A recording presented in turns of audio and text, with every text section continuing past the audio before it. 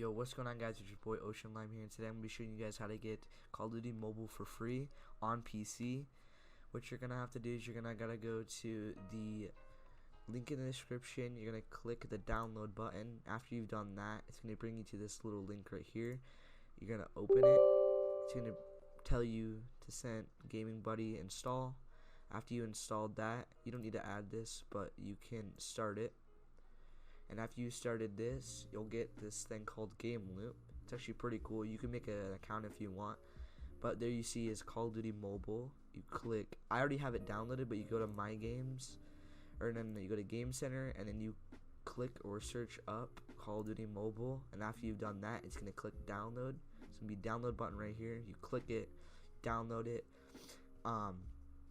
And I'll show you what it does. When you click on it, it will bring you to this, and you usually have this open with like full screen mode and all your keybinds. I usually close this out, but when you load it up, it's gonna be kind of laggy. I could show you guys how to make your game a lot smoother.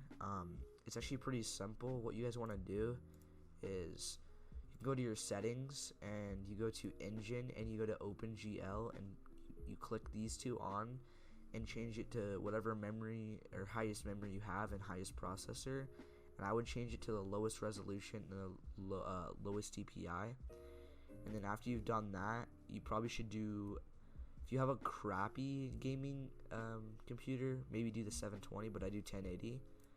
And then when you're pretty much done. When you get into here, you can play full matches. It's pretty much the same. It's kind of slow at first, but if you put it on full screen, it's a lot smoother. But you can't really do anything about it because you're pretty much playing on an Android. That's what it says, and it's pretty much just Call of Duty but on a virtual machine, if you say. I don't know. But if you guys did enjoy this video, please like and subscribe, and I'll see you on the next one. Peace.